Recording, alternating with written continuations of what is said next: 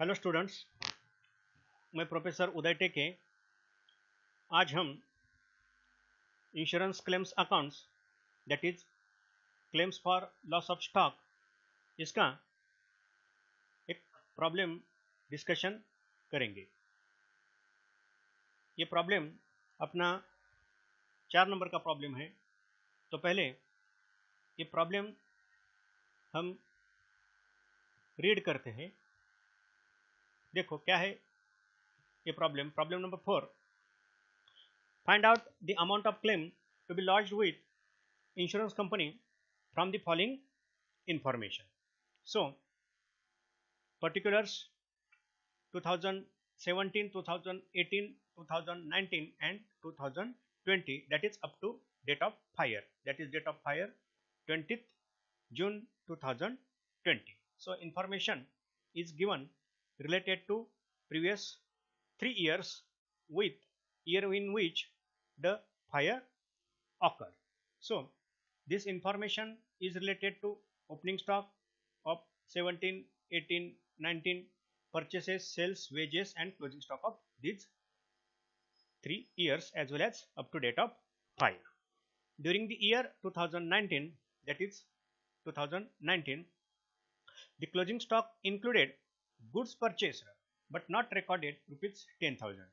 The salvage stock was valued at rupees 18,000. The amount of policy was rupees 68,000. There was an average clause in the policy. The firm closes its books on 31st December 2000 every year. So, this is the information of a trader and find out the amount of claim to be lodged with the insurance company. So, एक trader है और हमें क्या करना है, insurance company को जो claim launch करना है वो क्लेम की अमाउंट हमें कैलकुलेट करनी है। सो ये इन्फॉर्मेशन है 2017, 18 और 19, ये 3 साल की इंफॉर्मेशन है। और जो 2020 में आग लगी है 20 जून 2020 को, उस पीरियड से रिलेटेड जो परचेसेस, सेल्स और वेजेस यहाँ हमें दी गई है।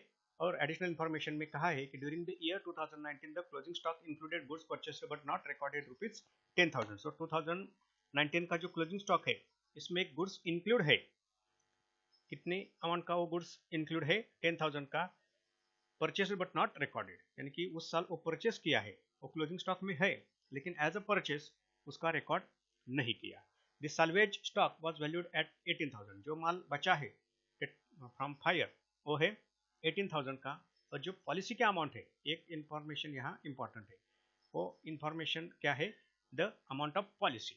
अब तक जो हमने एग्जाम्पल्स देखे हैं उसमें पॉलिसी की अमाउंट नहीं थी, इस एग्जाम्पल में पॉलिसी की अमाउंट है। तो अगर पॉलिसी की अमाउंट है तो चांसेस रहते हैं एवरेज क्लॉज को अप्लाई करने के, क्या रहते हैं? चांसेस रहते हैं। तब हम देखेंगे यहाँ एवरेज क्लॉज अप्लाई करना है या नहीं। लेकिन आगे वाला जो स्टेटमेंट है उसमें क्लियर किया है there was an average clause in policy. So policy में क्या है?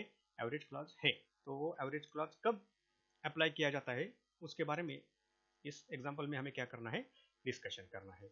The firms close the books on 31st दिसंबर। और एवरी ईयर फर्म क्या करते हैं? अपनी जो बुक्स ऑफ अकाउंट से कौन सी तारीख को क्लोज करते हैं? 31st दिसंबर को एवरी ईयर वो बुक्स ऑफ अकाउंट्स क्या किए जाते हैं?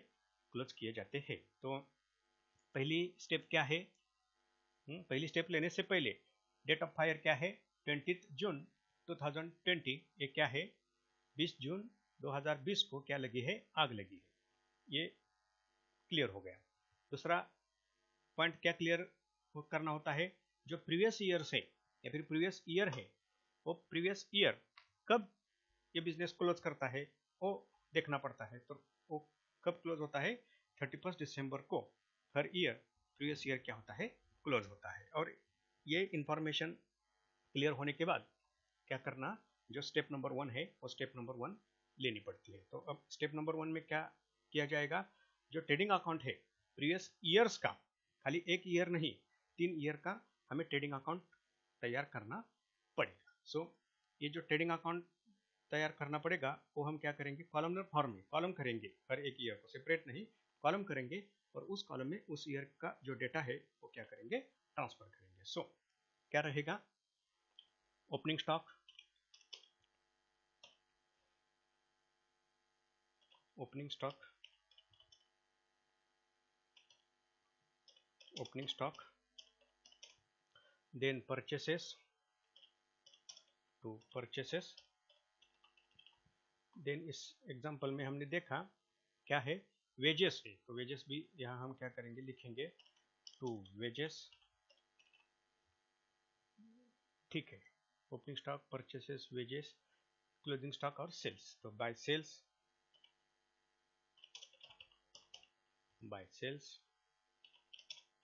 Bye closing stock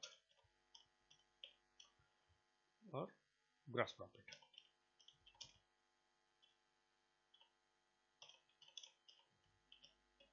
gross profit, ये तो बेसिक इन्फॉर्मेशन हर एक एग्जांपल में होती है। बाय सेल्स, रिटर्न वगैरह ऐसा कुछ ट्रांजेक्शन्स में नहीं है। तो पहले हम 17 का डाटा फिलअप करते हैं। ओपनिंग स्टॉक 30,000, परचेसेस 1,50,000, ठीक है, ये ओपनिंग स्टॉक और परचेसेस। देन वेजेस 6,000, वेजेस कितने हैं, 6,000। ग्रॉस प्रॉफिट हमें निकालना है। सेल्स की अमाउंट दी है यहाँ, सेल्स कितनी है, 1,20,000 सेल्स 2017 का, ओके, ठीक है। अब 2018 का ओपनिंग स्टॉक, यानी कि पिछले ईयर का जो क्लोजिंग स्टॉक रहेगा वो इस ईयर का क्या रहेगा, दैट इज 2018 का ओपनिंग स्टॉक रहेगा। देखो ये ओपनिंग स्टॉक 2017 का क्लोजिंग स्टॉक दिया है वो है 40,000, वो पहले हम लिखेंगे ये क्लोजिंग स्टॉक, अगले साल का ओपनिंग स्टॉक। अब परचेसेस वो 1,50,000 है। देन वेजेस की अमाउंट है 10,000 की, वेजेस की अमाउंट है 10,000, और जो क्लोजिंग स्टॉक है वो है 80,000, नॉट 18, 80,000 क्लोजिंग स्टॉक है 80,000। और 2018 की सेल्स की अमाउंट है 1,60,000,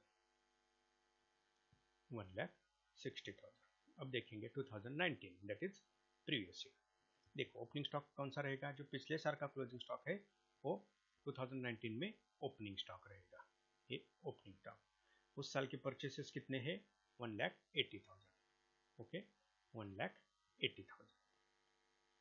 अब देखो इस 2019 में इस परचेसेस से रिलेटेड कुछ इंफॉर्मेशन हमें दी है, वो पहले हम क्या करेंगे, क्लियर करेंगे। देखो ड्यूरिंग द ईयर 2019, इस साल, द क्लोजिंग स्टॉक इंक्लूडेड, ये जो क्लोजिंग स्टॉक है 1 लाख का, इसमें इंक्लूड है, closing stock included goods purchased but not recorded, goods purchase किया है लेकिन एज अ परचेस उसको रिकॉर्ड नहीं किया, वो माल कितना है, 10,000 का, यानी कि क्लोजिंग स्टॉक में वो माल है लेकिन परचेस में उसको रिकॉर्ड नहीं किया। तो अब क्या करना पड़ेगा, ये जो परचेस की अमाउंट है 2019 की 1,80,000, इसमें ये हमें क्या करना पड़ेगा, ऐड करना पड़ेगा। तो 1,80,000 प्लस 10,000, तो परचेसेस कितने होंगे, 1,90,000, ओके। लिखेंगे यहाँ अनरिकॉर्डेड परचेसेस, अनरिकॉर्डेड परचेसेस,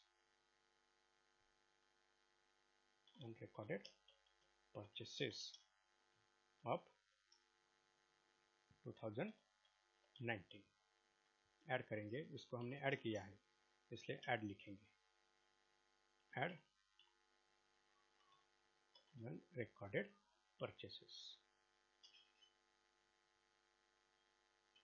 कितने ऐड की है हमने यहाँ अमाउंट 2019 में, 10,000 अमाउंट हमने क्या की है, ऐड की है। तो यहाँ हम क्या करेंगे, वो लिखेंगे तो कंफ्यूजन नहीं होगा। सो इसको हमने अब क्या किया है, ऐड किया है अनरिकॉर्डेड परचेस को 2019 में। तो ये अमाउंट कितनी हो गई, 1,90,000 की।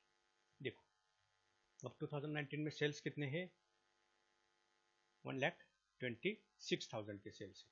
एक आंकड़ा यहाँ ज़्यादा है, समझ में आता है ये, 1,26,000, 1,26,000। 1,26,000 और क्लोजिंग स्टॉक कितना है 1 लाख रुपीज का ये क्लोजिंग स्टॉक है।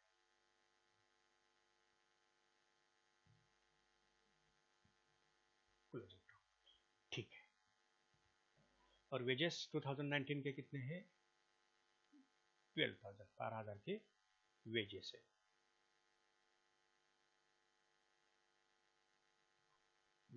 के वेजेस है 12,000 is the amount of wages. ठीक है। तो ये जो प्राइमरी इंफॉर्मेशन थी पिछले 3 साल की उसको हमने क्या किया है फिल किया है। और अब क्या करेंगे जो ग्रॉस प्रॉफिट है वो ग्रॉस प्रॉफिट हम पहले कैलकुलेट करेंगे। तो ग्रॉस प्रॉफिट को कैलकुलेट करना है तो ट्रेडिंग अकाउंट की जो क्रेडिट साइड है उसको पहले हमें क्या करना पड़ेगा उसकी टोटल पहले हमें करनी पड़ेगी।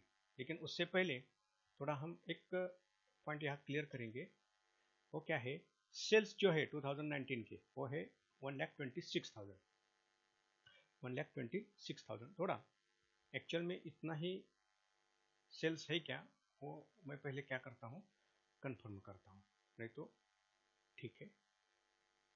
एग्जांपल है ये मेरे पास सेल्स की अमाउंट थोड़ा हम क्या करेंगे क्लियर करेंगे।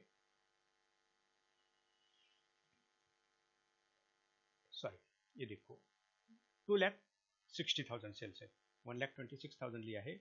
सॉरी ये सेल्स कितने हैं 2,60,000 है। एग्जांपल में थोड़ा 2,60,000 ये सेल्स की अमाउंट है। ये देखो 2,60,000 ये सेल्स की अमाउंट है। गलती से 1,26,000 हुआ था 2,60,000 ये क्या है सेल्स की अमाउंट है। ओके हो गया क्लियर। देखो 2,60,000 ये सेल्स की अमाउंट है। गलती से मैंने यहाँ टाइप करते वक्त क्या किया था 1,26,000 किया था। ठीक है तो ये क्लियर हो गया। अब क्या करेंगे हम ग्रॉस प्रॉफिट निकालेंगे। पहले 2019 का ये देखो 2,60,000 प्लस 1 लाख टोटल कितनी है 3,60,000 इसमें से ये डेबिट हम डिडक्ट करेंगे। देखो 3,60,000 डायरेक्ट डिडक्ट करते हैं माइनस ये 80,000 माइनस ये 1,90,000 माइनस 12,000 तो ग्रॉस प्रॉफिट कितना है 78,000। ये हो गया पिछले साल का ग्रॉस प्रॉफिट। देन 2018 का 1,60,000 प्लस 80,000 ये देखो 1,60,000 plus 80,000 is equal to 2,40,000 minus करेंगे अब डेबिट बाजू डेबिट साइड कितनी है 40 150 और 10 कितना होता है 2 लाख रुपीज। तो यहाँ ग्रॉस प्रॉफिट कितना होगा 40,000 ग्रॉस प्रॉफिट 40,000। और 2017 में 1,20,000 प्लस 40,000 दैट इज 1,60,000 माइनस ये 30 plus 150 1,80 plus 6 1,86,000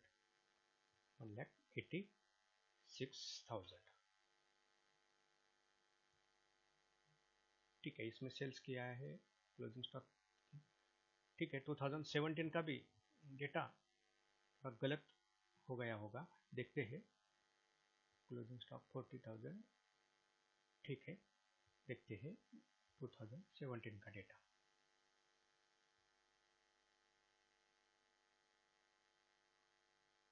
opening stock 30,000 purchases की जो अमाउंट है वो है 1 लाख की।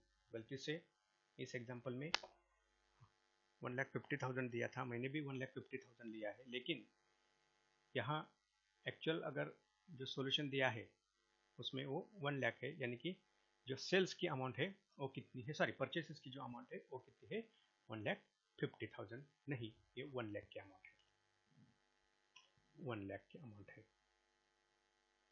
ओके तो ट्रेडिंग अकाउंट में भी हम एक्चुअल में 1 लाख क्या करेंगे, ट्रांसफर करेंगे। ठीक है, सो ओपनिंग स्टॉक है 30,000, परचेसेस है 1 लाख, वेजेस है 6,000, सेल्स है 1,20,000, क्लोजिंग स्टॉक है 40,000 का।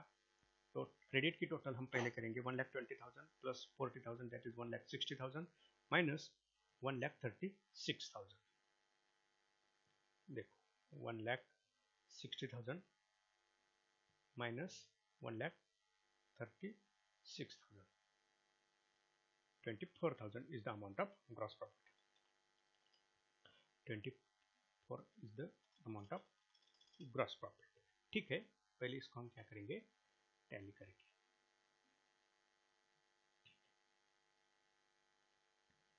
ओके, सो प्रीवियस ईयर्स का जो डेटा है उसके आधार पर हमने प्रीवियस ईयर्स का ट्रेडिंग अकाउंट तैयार किया और जो अमाउंट है ग्रॉस प्रॉफिट की उसको हमने क्या किया है, कैलकुलेट किया है।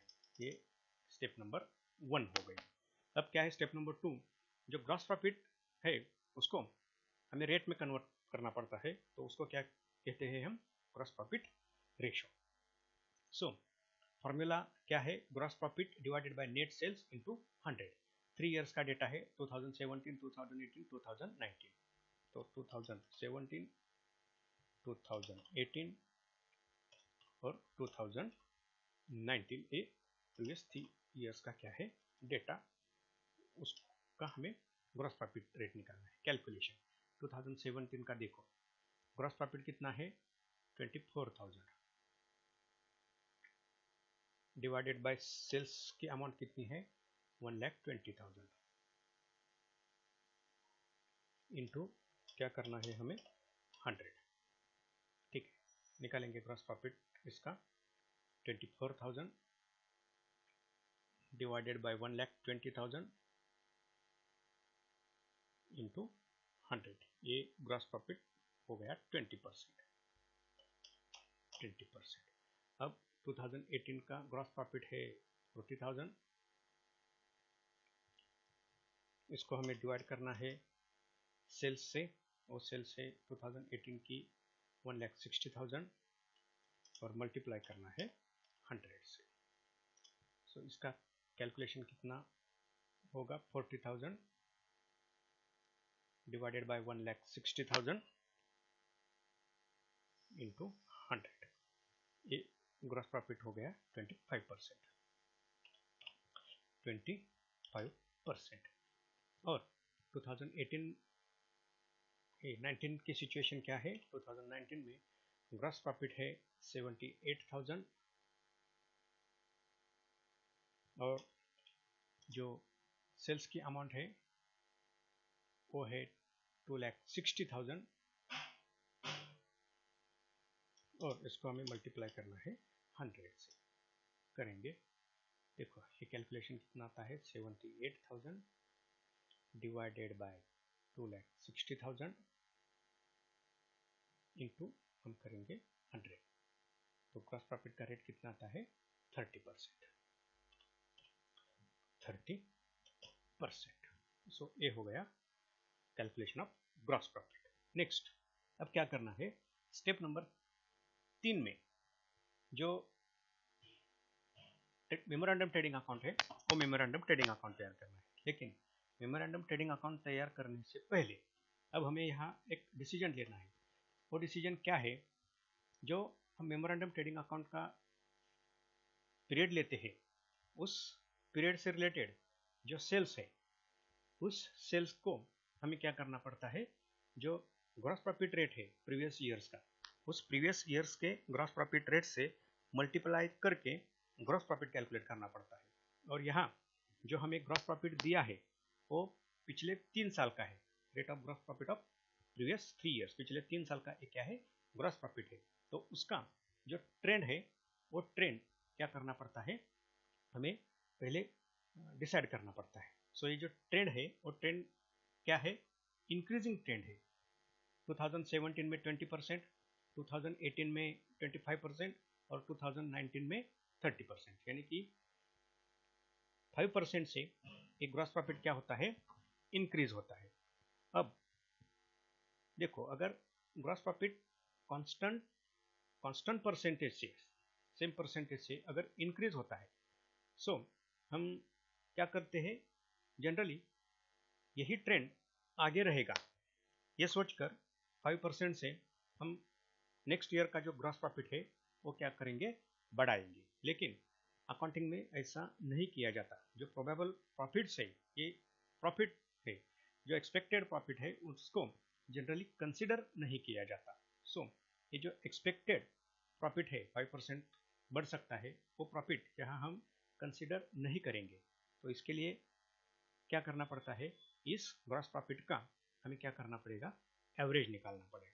अगर इंक्रीजिंग ट्रेंड है तो उस सिचुएशन में ग्रॉस प्रॉफिट का जो रेट है नेक्स्ट ईयर को, वो कैसे अप्लाई किया जाता है, प्रीवियस ईयर का जो ग्रॉस प्रॉफिट है उसका जो एवरेज है, वो एवरेज नेक्स्ट ईयर को क्या किया जाता है, अप्लाई किया जाता है। सो हम क्या करेंगे, इसका एवरेज निकालेंगे, average gross profit, average gross profit. ठीक है, सिंपल एवरेज यहाँ हमें क्या करना है, निकालना है। देखो ये 20% plus 25% plus 30%,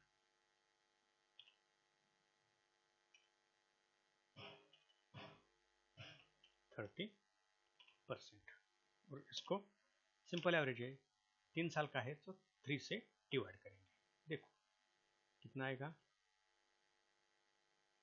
20 plus 25 plus 30 divided by 3 is equal to 25।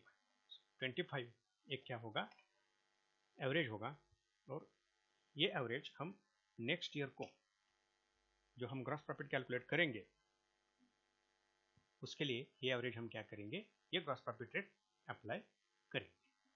Okay, so average gross profit is applicable to the next year. So next year यानी कि जिस ईयर में फायर ऑकर्ड, आग लगी, वो क्या है, ये ईयर है। तो हमें क्या करना पड़ेगा, एक मेमोरेंडम ट्रेडिंग अकाउंट तैयार करना पड़ेगा। इसकी शुरुआत कब होगी, पिछले साल जिस तारीख को क्लोजिंग किया है अकाउंट्स का, उस तारीख की जो अगली डेट है, अगली तारीख है, उस डेट से एक क्लोजिंग, एक ट्रेडिंग अकाउंट क्या होगा, शुरू होगा। तो देखो ये शुरुआत कब होगी, उन्होंने कहा है 31 दिसंबर को ये अकाउंट क्लोज होते हैं, तो 1 जनवरी 2020 से ये शुरुआत होगी। और ख़त्म कब होगा, आग कब लगी है, 20 जून 2020 को। तो 1 जनवरी 2020, सॉरी 1 जनवरी 2022, डेट ऑफ फायर क्या है, 20 जून 2020, ये क्या है, डेट ऑफ फायर है। सो इस पीरियड का हम क्या करेंगे, मेमोरेंडम ट्रेडिंग अकाउंट तैयार करेंगे। इसका मकसद क्या होता है, to find out the stock on date of fire, ये इसका क्या होता है, मकसद होता है।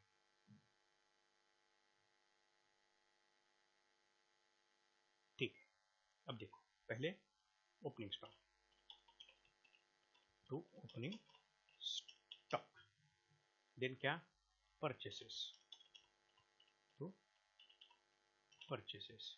इसमें एक क्या है, वेजेस भी है, तो वेजेस को भी यहाँ हम लेंगे, टू वेजेस, बाय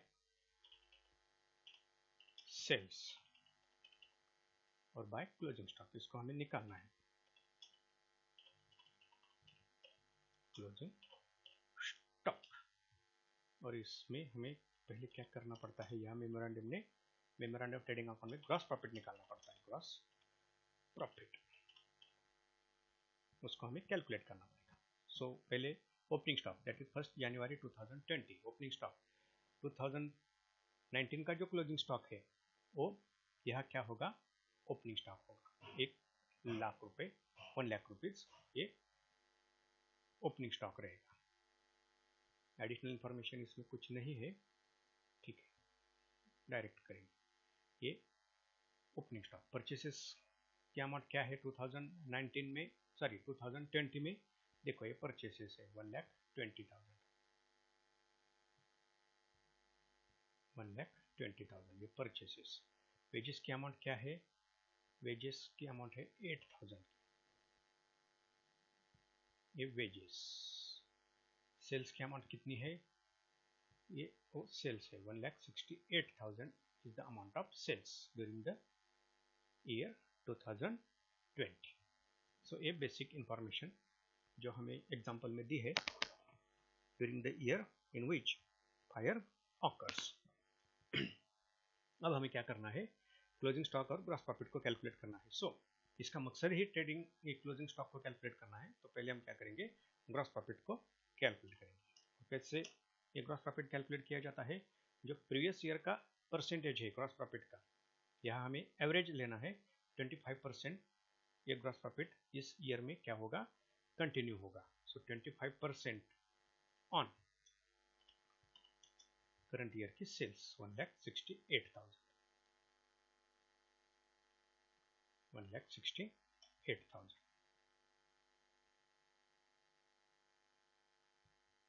ठीक है, ओके। सो ये ग्रॉस प्रॉफिट देखो हम कैलकुलेशन करेंगे 1,68,000 डिवाइडेड बाय 100 और ग्रॉस प्रॉफिट क्या है 25%। 1,68,000 divided by 100 into 25%. 42,000 is the amount of gross profit. ये हो गया ग्रॉस प्रॉफिट। हम ग्रॉस प्रॉफिट तो मिला, अब हम क्या करेंगे, stock on date of fire that is 20 June 2020 को क्लोजिंग स्टॉक कितना है वो कैलकुलेट करेंगे। तो इसके लिए पहले हमें डेबिट साइड की टोटल करनी पड़ती है।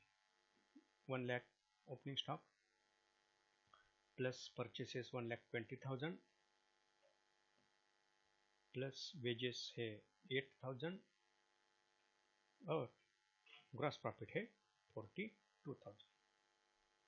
सो टोटल 2,70,000, टोटल 2,70,000 ये ट्रेडिंग अकाउंट की डेबिट साइड की टोटल। अब इसमें से हम डिडक्ट करेंगे, खाली सेल्स है उसको हम क्या करेंगे, डिडक्ट करेंगे। सेल्स की अमाउंट है 1,68,000, 1,02,000 का है, it is amount of closing stock. इसको क्या कहते हैं जनरली, ये क्या है, stock on date of fire. ये क्या है, stock on date of fire. और ये कैसे हमने कैलकुलेट किया है, ट्रेडिंग अकाउंट का बैलेंसिंग किया है। इसके लिए हम इसको क्या कहते हैं, बैलेंसिंग फिगर। टोटल कितनी है 2,70,000, 2,70,000 ये क्या है, टोटल है। ठीक है, तो ये हमने stock on date of fire calculate किया, क्या है 1,02,000। So statement of claim, stock on date of fire क्या है 1,02,000। 1,02,000 is the amount of stock on date of fire. इसमें से हम क्या करेंगे, जो साल्वेज है वो साल्वेज हम क्या करेंगे, डिडक्ट करेंगे। क्या है अमाउंट साल्वेज की, देख salvage stock was valued at ₹18,000। सो 18,000 ये क्या है, साल्वेज है। सो इसको यहाँ से हम पहले डिडक्ट करेंगे, ये हो गया साल्वेज। ठीक है, साल्वेज तो डिडक्ट हो गया। अब देखो 1,02,000 is the amount of stock on date of fire minus salvage, जो माल बचा है उसका इंश्योरेंस कंपनी नुकसान भरपाई यानी कि क्लेम जो है वो एक्सेप्ट नहीं करती, उसको डिडक्ट करना पड़ता है, ये 18,000। तो एक्चुअल में लॉस कितना हुआ 84,000। Stock destroyed by fire 84,000, stock destroyed by fire. अब देखो, अब तक हमने क्या किया है, ये जो स्टॉक डिस्ट्रॉय हुआ है आफ्टर डिडक्शन ऑफ साल्वेज उसको हम कैलकुलेट किया। Stock on date of fire था 1,02,000, जिसमें से साल्वेज कितना 18,000। एक्चुअल में इतना स्टॉक क्या हुआ है, डिस्ट्रॉय ड्यू टू फायर हुआ है। अब इससे आगे हमें क्या करना है, अगर एग्जाम्पल में पॉलिसी अमाउंट यानी कि इंश्योरेंस कवर ये इस बिजनेस ने कितना लिया है, वो अगर इस एग्जाम्पल में दिया होगा तो वो पॉलिसी अमाउंट पहले क्या करनी पड़ती है, यहाँ हमें देखनी पड़ती है। सो देखो पॉलिसी अमाउंट है, द अमाउंट ऑफ पॉलिसी कितनी है, 68,000 की है। देखो पॉलिसी अमाउंट कितनी है, 68,000। थोड़ा हम डिस्कशन करेंगे यहाँ। ये देखो पॉलिसी अमाउंट कितनी है, 68,000। अब क्या करते हैं, देखो ये जो पॉलिसी अमाउंट है इसका कंपैरिजन जो स्टॉक है date of fire, stock on date of fire, इससे क्या करते हैं, इसका कंपैरिजन करते हैं। देखो पॉलिसी अमाउंट है 68,000 और stock on date of fire है 1,02,000।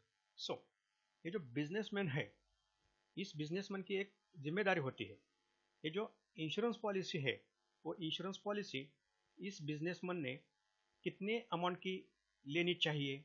जनरली जो स्टॉक गोडाउन में एवरेज स्टॉक होता है उस अमाउंट से इक्वल या फिर उस अमाउंट से भी ज़्यादा इस बिजनेस ने क्या करनी चाहिए, पॉलिसी लेनी चाहिए। यहाँ देखो अगर हम देखें सो एक एवरेज स्टॉक कितना होता है इस बिजनेस का, 1 लाख या 1,02,000, यानी कि एवरेज स्टॉक कितना होता है 1,02,000।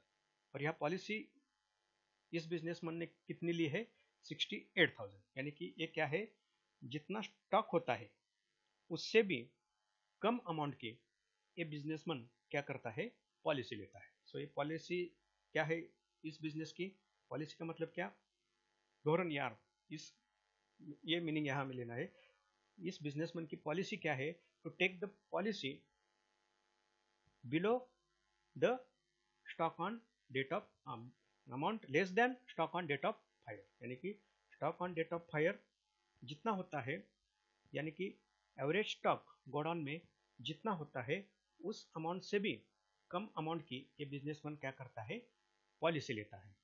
ये इस बिजनेसमैन की क्या है, इंश्योरेंस पॉलिसी लेने की पॉलिसी है। तो इसको जनरली क्या कहा जाता है, अंडर इंश्योरेंस कहा जाता है। यानी कि अगर पॉलिसी की amount stock on date of fire, जो स्टॉक है डेट ऑफ फायर को, उस स्टॉक की अमाउंट से अगर पॉलिसी की अमाउंट कम होती है तो उसको क्या कहा जाता है, अंडर इंश्योरेंस कहा जाता है। और in the case of under insurance क्या होता है, एवरेज क्लॉज अप्लाई होता है। सो ये क्या है, अंडर इंश्योरेंस की सिचुएशन है। तो अब हमें नेट क्लेम कैलकुलेट करते वक्त क्या करना पड़ेगा, एवरेज क्लॉज को अप्लाई करना पड़ेगा। एवरेज क्लॉज, एवरेज क्लॉज कब अप्लाई किया जाता है, सिंपल है, मैं फिर से बताता हूँ। पहले क्या करो, अगर पॉलिसी की अमाउंट एग्जाम्पल में दी है तो उस पॉलिसी की अमाउंट का कंपैरिजन जो स्टॉक है ऑन डेट ऑफ फायर उस अमाउंट से उसका कंपैरिजन करो।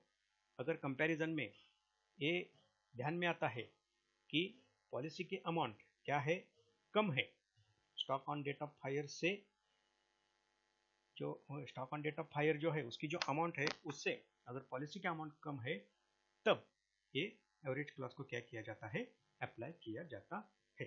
तो एवरेज क्लॉज अप्लाई करके हम क्या करेंगे, अब इंश्योरेंस क्लेम कैलकुलेट करेंगे। तो इसका फॉर्मूला क्या है, सिंपल है, policy amount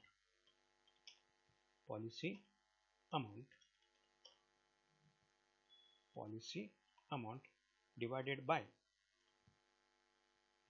by stock on date of fire, stock on date of fire into actual loss। actual loss का मतलब क्या, actual stock destroyed by fire, actual stock destroyed by fire, यानी कि प्रोपोर्शनेटली पॉलिसी अमाउंट और stock on date of fire इसका जो proportion है, policy amount और stock on date of fire इसका जो प्रोपोर्शन है, उस प्रोपोर्शन में आपका जो एक्चुअल क्लेम है वो क्या किया जाएगा, इंश्योरेंस कंपनी से एक्सेप्ट किया जाएगा। यानी कि इतना claim, proportionately claim insurance company क्या करेगी, एक्सेप्ट करेगी। ठीक है, तो पॉलिसी अमाउंट कितनी है, 68,000 divided by stock on date of fire है 1,02,000 और एक्चुअल नुकसान कितना हुआ है 84,000 का। 84,000 ये क्या है, एक्चुअल लॉस। देखो अब इसका कैलकुलेशन कितना आता है, सिंपल है। पॉलिसी है 68,000 की अंडर इंश्योरेंस, कितना है लॉस, एक्चुअल में स्टॉक कितना होता है 1,02,000 का। सो ये प्रोपोर्शन है 66%। ये क्या होता है, पॉलिसी का परसेंटेज होता है। इस परसेंटेज में बिजनेसमैन क्या करता है, पॉलिसी लेता है, तो उसी परसेंटेज में एक्चुअल लॉस इंश्योरेंस कंपनी क्या करेगी, एज ए क्लेम एक्सेप्ट करेगी। तो 60, सो इसको हम मल्टीप्लाई करेंगे एक्चुअल लॉस से। एक्चुअल लॉस कितना है 84,000, इस परसेंटेज में वो एक्सेप्ट होगा, यानी कि 56,000 ये नेट क्लेम इंश्योरेंस कंपनी क्या करेगी, एक्सेप्ट करेगी। 56,000 is the amount of net claim. फिर से एक बार मैं बताता हूं, ये नेट क्लेम यानी कि एवरेज क्लॉज को कैसे अप्लाई किया जाता है। अगर एग्जांपल में हमें पॉलिसी अमाउंट दी है, तो इस पॉलिसी अमाउंट का कंपैरिजन जो stock on date of fire है, यानी कि मेमोरेंडम ट्रेडिंग अकाउंट में वो दिखाई देता है। ये जो stock on date of fire है, उस stock on date of fire की जो अमाउंट है, उस अमाउंट से उस पॉलिसी अमाउंट का क्या करो, कंपैरिजन करो। अगर पॉलिसी अमाउंट कम होती है तो एवरेज क्लॉज क्या होता है, अप्लाई होता है। जनरली इसको क्या कहा जाता है, अंडर इंश्योरेंस कहा जाता है। सो इसका एक मीनिंग क्या है इसका, कि जिस परसेंटेज में बिजनेसमैन पॉलिसी लेता है, उस परसेंटेज में इंश्योरेंस कंपनी उसका जो क्लेम है वो क्या करती है, एक्सेप्ट करती है। तो यहाँ परसेंटेज कितना आता है पॉलिसी और stock on date of fire का, 66.67%। तो इंश्योरेंस कंपनी भी एक्चुअल लॉस का 66.67% एक क्लेम क्या करेगी, एक्सेप्ट करेगी। और ये क्लेम यहाँ कितना होता है, 56,000 का ये यहाँ क्लेम होता है। Thank you.